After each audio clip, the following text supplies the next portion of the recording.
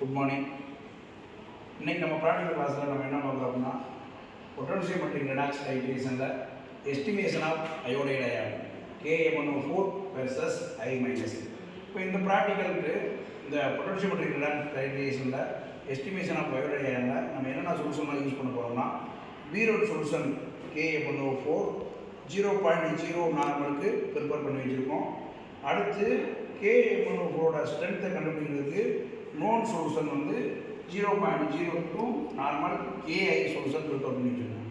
இப்போ இதில் Ka1O4 வந்து பீரோட் லீக் சொல்யூஷன் அண்டு இதோட ஸ்ட்ரென்த்தை கண்டுபிடிக்கிறது தான் நம்ம என்ன சொல்கிறோம், நம்ம நோன் சொல்யூஷன் 0.02 ப்ரிப்பேர் பண்ணதை வச்சு இதோட ஸ்ட்ரென்த்தை பீரோட் சொல்யூஷனோட ஸ்ட்ரென்த்தை கண்டுபிடிக்கிறோம்.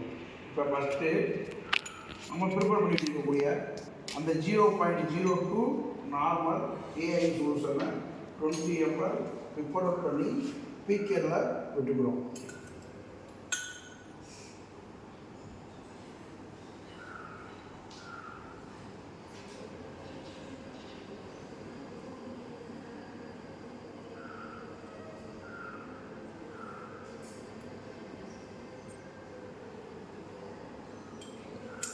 ஏற்கனவே பீரோட்டை வந்து ரிலீஸ் பண்ணிட்டோம், அதனால் என்ன அப்படியே டைரெக்டாக எடுத்துட்டோம். 20 ml 0.02 நார்மல் பொட்டாசியம் அயோடைடு சொல்யூஷனை ப்ரிப்பேர் பண்ணி க்ளீனாக இருக்கக்கூடிய 100 ml பீக்கரில் விட்டுட்டோம். விட்டுட்டு வித்து அடிஷ்னலாக 20 ml போரன் சல்ஃபூரிக் ஆசிட் வந்து இந்த பீக்கரில் விட போகிறோம்.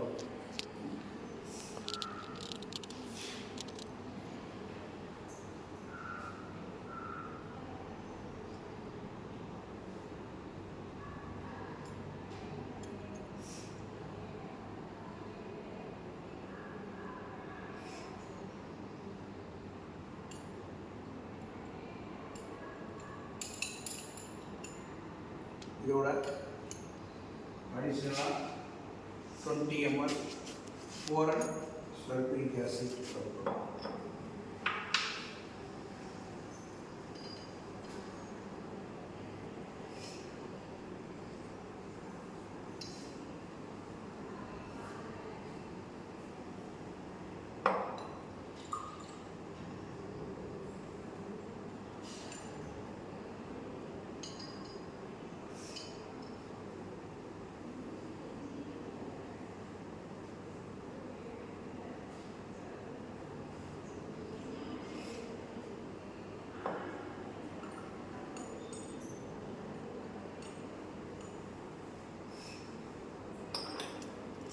போரன் சல்ஃபூரிக் ஆசிட் 20 ml ஆட் பண்ணிவிட்டு இந்த சொல்யூஷனில் நம்ம பிளாட்டினம் இன்னர்ட் எலக்ட்ரோடும் அந்த சாச்சுரேட்டட் கலாமல் எலக்ட்ரோடும் இதில் டிப் பண்ணி வச்சுருவோம்.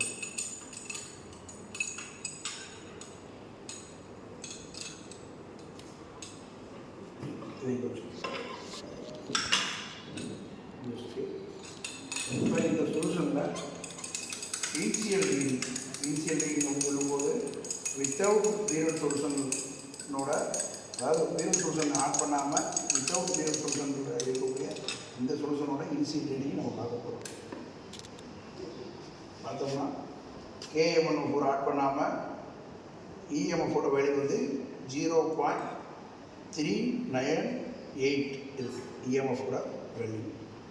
இப்போ இதில் அடிஷ்னலாக பீரோட் சொல்யூஷன், அதாவது லிங்க் சொல்யூஷன் சொல்லக்கூடிய இந்த Ka1O4 ஒவ்வொரு எம்எலாக கிராஃப் வைஸாக என்ன செய்யணும், நம்ம ஆட் பண்ண போகிறோம்.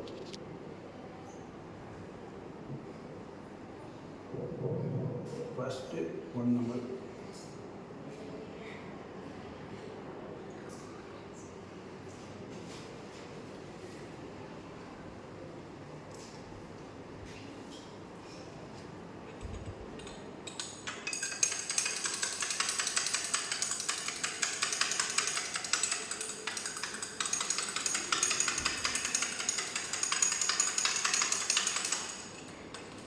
இப்போ பார்த்தோம்னா EMFோட வேல்யூ வந்து சேஞ்ச் ஆகிருக்கும் 424.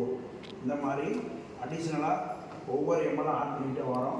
எத்தனை நம்பர் வரைக்கும்னா ஒரு 50 நம்பர் வரைக்கும் என்ன செய்வோம், நம்ம ஆட் பண்ணிக்கிட்டே வந்து தென் ஒரு இடத்துல வந்து அது சடனாக என்ன செய்யணும்னா இன்க்ரீஸ் ஆகும். சடனானா தென் இஎம்எஃபோட வேல்யூ வந்து என்ன செய்யும், இன்க்ரீஸ் ஆகும். ஏன்னா அப்படின்னு சொல்லும்போது தென் ஆக்சிடைஸ் அண்டு ரிடாக்ஷன் ரியாக்ஷன் நடக்கும்போது இப்போ KM1O4 2 மைனஸ் அண்ட் M1 வந்து அது 2 ப்ளஸ்ஸாக ஆக்சிடேஷன் அண்ட் ரிடாக்ஷன் ரியாக்ஷன் நடக்கும்போது இந்த இடத்துல இஎம்எஃபோட வேல்யூ என்ன செய்யும், சடனாக இன்க்ரீஸ் ஆகும். ஆஃப் ரெடாக்ஷன் ரியாக்ஷனில் எஸ்டிமேஷன் ஆஃப் அயோடைடு அயான் அப்படிங்கிறத பார்த்தோம். KA1O4 versus I-. இப்போ நம்ம அந்த டேபிளில் வந்து ரீடிங் எடுத்தோம்ல, அதில் volume of KM1O4 and EMF value பார்த்தோம். இப்போ வால்யூம் ஆஃப் KM1O4 அப்படிங்கிறதுல ஃபஸ்ட்டு 0ல் ரீடிங் பார்த்துருக்கோம், 0.319 வந்திருக்கும். அடுத்து ஒவ்வொரு எம்எல் என்ன செய்யும், அடிஷனலாக நம்ம ஆட் பண்ணிகிட்டே வரும்போது சடனாக ஒரு இடத்துல வந்து என்ன செய்யும், இஎம்எஃபோட வேல்யூ வந்து என்ன செய்யும், இன்க்ரீஸ் ஆகும். இங்கே பார்த்தோம்னா 9 ml இருந்து 10 ml விடும்போது, இந்த 9 to 10 ml விடும்போது என்ன செய்யும், இந்த இடத்துல இஎம்எஃபோட வேல்யூ வந்து என்னது சடனாக சேஞ்ச் ஆகிருக்கு. இங்கே பார்த்தோம்னா 9 ml இருக்கும்போது 0.537 வேல்யூ இருக்குது, 10 ml வரும்போது 0.816 வேல்யூ இருக்குது. இந்த மாதிரி என்ன செய்யும், சடனாக இஎம்எஃபோட வேல்யூ இன்க்ரீஸ் ஆகிருக்கு. அப்போ இந்த இடத்துல தான் நம்ம இது KM1O4ஓட ஸ்ட்ரென்த்தை வந்து என்ன செய்யலாம், கண்டுபிடிக்கலாம். இப்போ இதில் வந்து நம்ம என்ன பண்ணுறோம்னா, அந்த கரெக்டாக அக்யூரேட்டாக நம்ம வேல்யூ கண்டுபிடிக்காண்டி இப்போ 9 ml வந்து என்ன செய்கிறோம், டேரெக்டாக விட்டுருவோம் வால்யூம் ஆஃப் KM1O4. அடுத்து 9.1 ml, 9.2 ml, 9.3 ml, 9.4 அப்படின்னு விடும்போது எந்த இடத்துல இன்க்ரீஸ் ஆகிருக்கு அப்படின்னு பார்த்தோம்னா 9.8 வந்து என்ன செய்யுது, 9.8லேருந்து 9.9 ml விடும்போது இந்த இடத்துல என்ன செய்திருக்கு, இஎம்எஃபோட வேல்யூ வந்து என்ன செய்யுது, இன்க்ரீஸ் ஆகிருக்கு. இப்போ இந்த இடத்துல எதுக்கெல்லாம் கிராஃப் போடுறோம்னா, ஃபஸ்ட்டு வந்து கிராஃப் வந்து வால்யூம் ஆஃப் KM1O4க்கும் இஎம்எஃப் வேல்யூவுக்கும் கிராஃப் போடும்போது இந்த மாதிரி என்ன செய்யும், இந்த எஸ் ஷேப்பில் கிராஃப் கிடைக்கும். இதில் வந்து இந்த மிட் பாயிண்டை வந்து நம்ம என்ன செய்கிறோம், நம்ம வந்து என் பாயிண்டாக எடுத்துக்கிறோம். வால்யூம் ஆஃப் KM1O4ஓட என் பாயிண்டாக எடுத்துக்கிறோம். ஃபஸ்ட்டு கிராஃப் எதுக்குன்னா இஎம்எஃப்க்கு வந்து ஒய் ஆக்சஸில் வந்து இஎம்எஃபோட வேல்யூவும் தென் எக்ஸ் ஆக்சஸில் வந்து என்னது வால்யூம் ஆஃப் KM1O4 வேல்யூவும் ஆட் பண்ணியிருக்கோம். அடுத்து செகண்ட் கிராஃப் அப்படின்னு சொல்லும்போது ஃபஸ்ட்டு டெரிவேட்டிவ் கிராஃப் அப்படின்னு சொல்கிறோம். எதுக்கு, ஸ்டாண்டர்டைசேஷன் ஆஃப் KM1O4க்கு. இந்த செகண்டு கிராஃப் வந்து எதுக்கு போடுறோம் அப்படின்னா ΔE/ΔVக்கும் தென் வால்யூம் ஆஃப் KM1O4க்கு போடுறோம். இது வந்து என்னன்னா ஃபஸ்ட்டு டெரிவேட்டிவ் கிராஃப். இது வந்து என்னென்னா இந்த மாதிரி என்னது ஒரு ஷார்ப்பாக ஒரே ஒரு சிங்கிள் பாயிண்ட் வந்து மேலே என்ன செய்யும் கிடைக்கும், அந்த சடனாக இன்க்ரீஸ் ஆன பாயிண்ட்டு. அந்த பாயிண்ட் தான் நமக்கு வந்து என்னதுன்னா KM1O4ஓட ஸ்ட்ரென்த் ஆஃப் KM1O4ஓட ஸ்ட்ரென்த் ஆஃப் KM1O4ஓட வேல்யூ. அடுத்து செகண்ட் டெரிவேட்டிவ் கிராஃப் அப்படின்னு பார்க்கும்போது ஸ்டாண்டர்டைசேஷன் ஆஃப் KM1O4ஓட வேல்யூ பார்க்கும்போது ΔE/ΔV2க்கும் தென் என்னது எக்ஸாக்ஸில் வந்து வால்யூம் ஆஃப் KM1O4 போடுறோம். அப்படி போகும்போது இதில் வந்து என்ன செய்யணும்னா கிராஸ் வேல்யூ கிடைக்கும். இந்த கிராஸ் வேல்யூ அப்போ 3 first graph value, second graph value, third graph value எல்லா கிராஃப் வேல்யூவும் சேம் வேல்யூவாக இருக்கும். அதான் என்னென்னா ஸ்ட்ரென்த் ஆஃப் KM1O4ஓட வேல்யூ.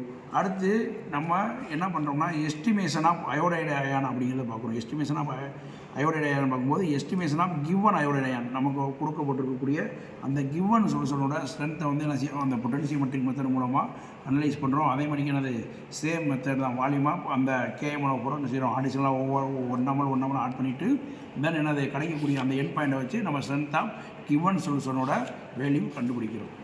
Okay, that's all. அப்போ இதில் strength of KM1O4 solution and strength of given iodide solution அப்படிங்கிறத பார்க்குறோம்.